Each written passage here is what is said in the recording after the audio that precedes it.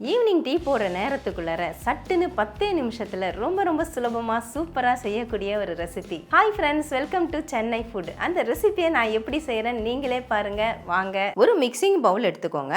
அதில் ஒரே ஒரு முட்டை, அதை உடச்சி ஊற்றிக்கலாம். அரை கப் அளவுக்கு பால் எடுத்துங்க. காய்ச்சின பால், காய்ச்சாத பால் எது வேணும்னாலும் சேர்த்துக்கலாம். நான் மெஷரிங் கப்பில் அரை கப்பு எடுத்திருக்கேன். 1/4 கப் அளவுக்கு சர்க்கரை சேர்த்துக்கோங்க. நீங்கள் அரை கப்பு பாலுக்கு 1/4 கப்பு சர்க்கரை சேர்த்திங்கன்னா கரெக்டாக இருக்கும். அரை டீஸ்பூன் அளவுக்கு ஏலக்காய் பொடி சேர்த்து விட்டுக்கோங்க. முட்டையோட வாசம் வராமல் இருக்கும், அதே சமயம் டேஸ்ட்டாக இருக்கும். ஒரு பிஞ்ச் அளவுக்கு சால்ட்டு சேர்த்து விட்டுக்கோங்க. இப்போ விஸ்கு வச்சு நல்லா கலந்து விட்டுக்கோங்க. பாலும் முட்டையும் நல்லா மிக்ஸ் ஆகணும், சர்க்கரை நல்லா கரைஞ்சி வரணும். முட்டையும் பாலும் இப்போ நல்லா மிக்ஸ் ஆகிடுச்சிங்க. இப்போ இதில் சேர்க்கறதுக்காக நான் 1 கப் அளவுக்கு கோதுமை மாவு எடுத்து வச்சுருக்கேன். எல்லாமே நான் மெஷரிங் கப்பில் தாங்க எடுத்திருக்கேன். இந்த கோதுமை மாவை இதில் சேர்த்துக்கலாம். மைதா மாவு வேணும்னாலும் நீங்கள் சேர்த்து விட்டுக்கலாம், அது உங்கள் விருப்பம்தான். கோதுமை மாவு சேர்த்துட்டு கட்டிகள்லாம் இல்லாமல் நல்லா கலந்து விட்டுக்கோங்க. நீங்கள் 1 கப்பு மாவு சேர்க்குறதா இருந்தால் 1 முட்டை சரியாக இருக்கும். இதே 2 கப்பு மாவு சேர்க்குறீங்கன்னா 2 முட்டை சேர்த்துக்கோங்க. உங்களுக்கு முட்டை சேர்க்குறது பிடிக்கலைன்னா தயிர் சேர்த்துக்கோங்க. தயிர் அரை கப்பு கெட்டி தயிர் சேர்த்துக்கிட்டாலே போதுமானதாக இருக்கும். கோதுமை மாவு சேர்த்துட்டு கட்டிகள் இல்லாமல் நல்லா கலந்து விட்டுக்கோங்க. கன்சிஸ்டன்சி பார்த்திங்கன்னா இந்த மாதிரி இருக்கணும். அப்படியே மடிஞ்சு விழுது பாருங்கள். மாவு இந்த மாதிரி தான் விழணும், இந்த அளவுக்கு இருக்கணும். ரொம்ப திக்காக இருந்ததுன்னா நீங்கள் 1 டேபிள் ஸ்பூன் அளவுக்கு பால் சேர்த்துக்கலாம். எனக்கு கரெக்டாக இருக்குது. இப்போ நம்ம விஸ்கு எடுத்துகிட்டு மூடி போட்டு விட்டுடலாம். 5 நிமிஷம் அப்படியே இருக்கட்டும். மாவு மிக்ஸ் பண்ணி 5 நிமிஷம் ஆகிடுச்சி. நான் மூடியை ஓப்பன் பண்ணிடுறேன். 1/4 டீஸ்பூன் அளவுக்கு சமையல் சோடா, அதாவது ஆப்ப சோடா சேர்த்துக்கோங்க. இது கரையிறதுக்காக 1 டீஸ்பூன் அளவுக்கு பால் சேர்த்து விட்டுக்கோங்க. சேர்த்துட்டு இப்போ நல்லா அப்படியே கலந்து விட்டுடலாம்.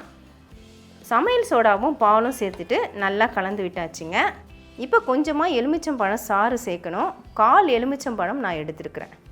அரை டீஸ்பூன் அளவுக்கு எலுமிச்சம்பழம் சாறு சேர்த்தாலே போதுமானது. எலுமிச்சம்பழம் சாறு சேர்த்துட்டு மறுபடியும் ஒரு தடவை நல்லா கலந்து விட்டுக்கோங்க.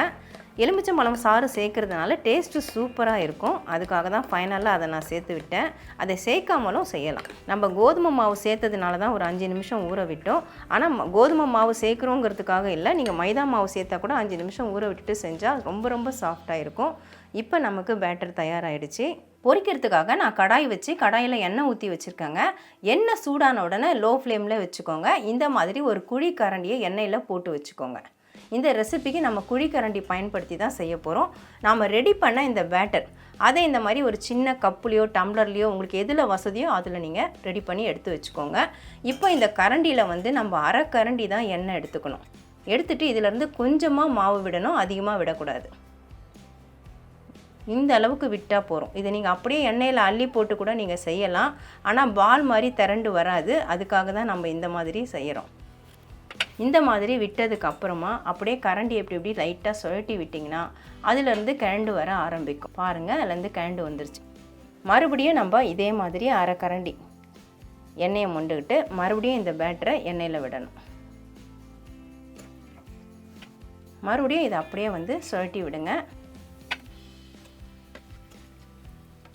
இதில் 2 பீஸ் 3 பீஸ் அப்படி தாங்க போட முடியும். சட்டு நிறம் மாறிடும். அதனால் கொஞ்சமாக நம்ம போட்டு எடுக்கலாம். நான் கிட்டத்தட்ட 3 பீஸ் போட்டிருக்கேன் பாருங்கள்.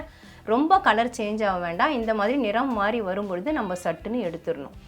இது மாதிரி செய்கிறது ரொம்ப சுலபமாக இருக்கும். நல்ல டேஸ்ட்டாகவும் இருக்கும். நல்ல ஸ்பாஞ்சு மாதிரி இருக்கும்.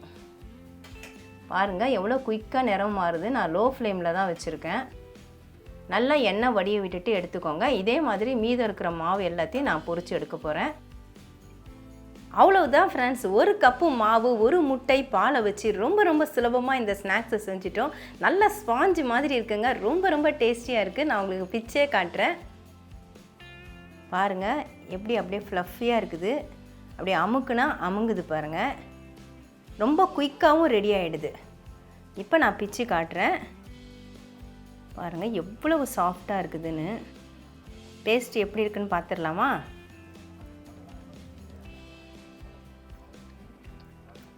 ரொம்பவே அருமையாக இருக்குதுங்க.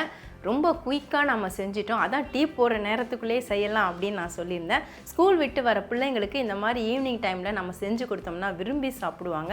ரொம்ப சுலபமாகவும் செஞ்சிடலாம். நீங்கள் ட்ரை பண்ணி பாருங்கள். ட்ரை பண்ணி பார்த்துட்டு எப்படி இருந்துன்னு எனக்கு கமெண்ட் பண்ணுங்கள். இதோட இந்த வீடியோவை நான் முடிச்சுக்கிறேன். மறுபடியும் இன்னொரு வீடியோவில் உங்களை சந்திக்கிறேன். Bye guys. Bye bye.